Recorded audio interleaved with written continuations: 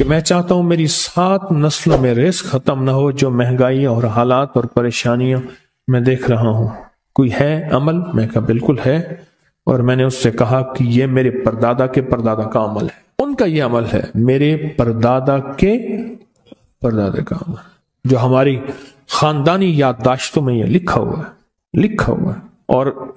اور فرمایا اگر یہ کوئی بندہ کر لے اللہ نسلوں کا رزق اللہ سے منوا لے۔ اور میں نے اس سے کہا خیال کرنا، رزق روحانی ساتھ منوانا، ورنہ دولت مال چیزیں مل جائے گی، جس کے بارے میں کہا جاتا ہے کہ بعض بندے ایسے ہوتے ہیں اللہ پاک ان سے لقمے نہیں چھینتا، سجدے چھین لیتا ہے۔ اللہ ان سے لقمے نہیں چھینتا، کیوں؟ رزق جسمانی دوسرے لفظوں میں مل رہا ہے، اور رزق روحانی اللہ چھین لیتا ہے۔ یہ جو آج آپ بیٹھے ہیں تسبیح خانے میں اور میں بیٹھا ہوں، یہ ہم روحانی دسترخوان پہ بیٹھے ہیں۔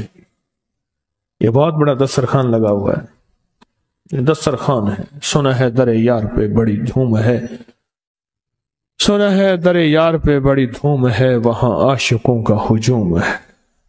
یہ روحانی دسترخوان ہے، میں بھی خود محتاج ہوں، یہ روحانی دسترخوان ہے۔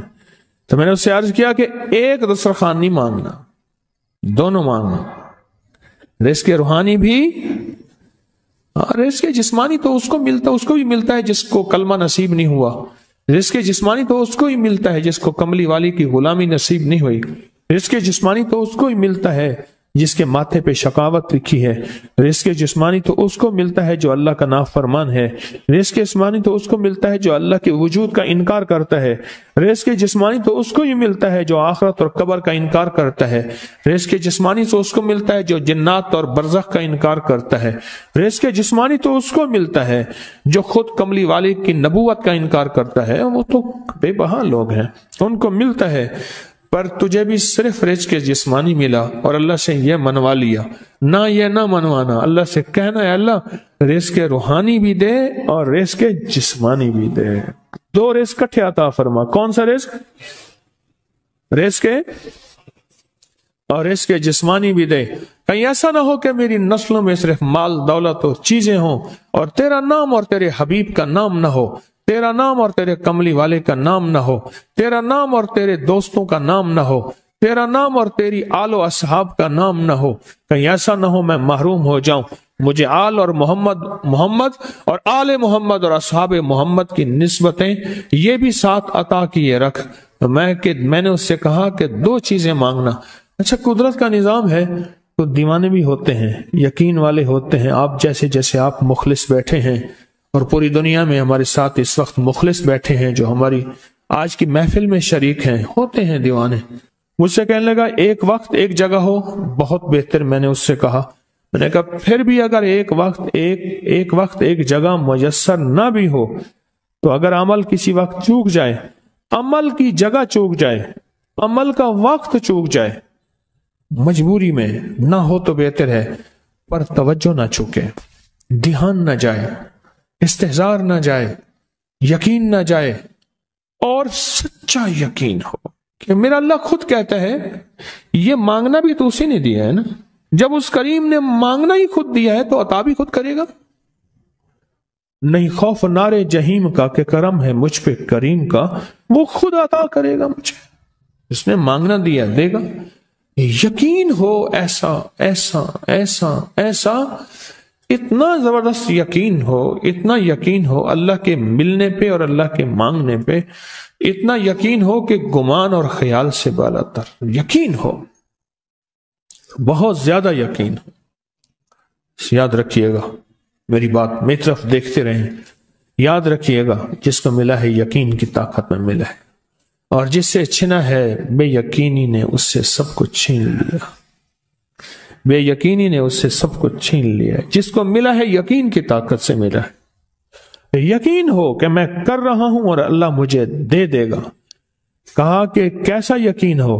کہا جیسے بکری کے تھن دودھ سے بھرے ہوئے اور میں کہوں کہ میرے ہاتھ سے دباؤں گا اور دودھ نکلے گا، اس سے زیادہ یقین۔ اور کہا کس سے زیادہ یقین؟ کہا کہ ایک بڑا نوٹ ہو اور بڑا نوٹ کے اندر جو ہے ایک آنے کی چیز آنی ہے، تو میں کہوں گا اس سے تو اس کی نوٹ کے اندر تو ہزاروں آنے ہیں، اور میں ایک آنے کی چیز، ایک ٹکے کی چیز لوں گا اور میرا کام بن جائے گا۔ اس سے زیادہ یقین ہو، اور اس سے کہیں زیادہ یقین ہو کہ سخت پیاس ہے اور میں پانی کو دیکھوں، اور پانی کو دیکھتے ہی مجھے یقین ہو کہ اس سخت پیاس میں میرا پیاس بجھ جائے گی، پیٹ بھر جائے گا، اس سے کہیں زیادہ یقین ہو۔ میں پھر بھی یقین کو نہیں سمجھا سکا، علم بھی محدود ہے، الفاظ بھی میرے پاس محدود ہیں، اس سے کہیں زیادہ یقین ہو، اس سے کہیں زیادہ یقین ہو، اور بہت زیادہ یقین ہو۔ کیا خیال ہے؟ آپ چاہیں گے اپنی نسلوں کے لیے بخت، رزق، نصیب اور مقدر منوا لیں؟ میں نے کہا روزانہ 40 منٹ بیٹھ، 40 منٹ صبح دوپہر شام، جو تیری تنہائی کا وقت ہو، کہ یا اللہ دنیا میں ایسی جگہ کوئی کہیں ہوتی، اکیلے بیٹھے رہتے یاد تیری دل نشیں ہوتی، اکیلے بیٹھے رہتے یاد تیری دل نشیں ہوتی، اور بس صرف ایک بار سورۃ فاتحہ پڑھ، اور اس کے بعد ایاک نعبد و ایاک نستعین کو دوہرا۔ تو میں نے اس سے عرض کیا کہ بس اس کو وجدان سے پڑھو، ایسے پڑھ کے رونگٹے کھڑے ہو جائیں، آنسو بہنے لگ جائیں، دل کے اندر کا درد اور دل کا اندر کا غم اور اللہ کے سامنے حاضری، استحضار، اور یہ کیفیتیں تیری ہوں کہ بس اس کے علاوہ کوئی مجھے یاد نہ رہے۔ اس درد سے پڑھو، صرف 40 منٹ۔ 40 کی عدد کے ساتھ کائنات کے رازوں کا بڑا تعلق ہے۔ 40 کا جو عدد ہوتا ہے، بس 40 کے عدد کے ساتھ پڑھ، اور بہت توجہ سے پڑھ، اور بہت دھیان سے پڑھ، بہت توجہ سے، روز پڑھ۔ مجھ سے کہنے لگا کتنے دن پڑھوں؟ تو میں نے اس سے کہا مجھ سے یہ دن نہ پوچھ، تیرا دل خود بولے گا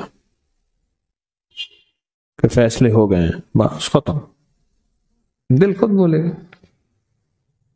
یہ بتائیں کہ پیٹ بھرتے ہوئے کوئی گھنٹی بجتی ہے، یہ دل خود بولتا ہے کہ پیٹ بھر گیا؟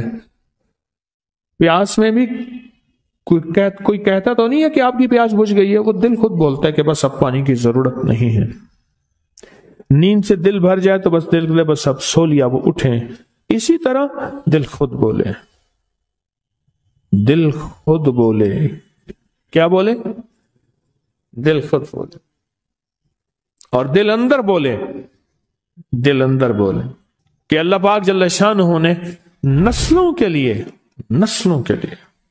رزق، عزت، دولت، برکت کے فیصلے کر دی، بس دل بولے۔ کتنے دیر کر؟ اب یہ تیری اپنے مانگنے میں ہے، اب یہ تیری اپنے مانگنے میں ہے۔ مانگنے میں کمی ہے تو دل نہیں بولے گا، اگر مانگے گا تو پتہ نہیں دنوں میں یا ہفتوں میں، جتنے میں دنوں میں فیصلہ ہو جائے گا۔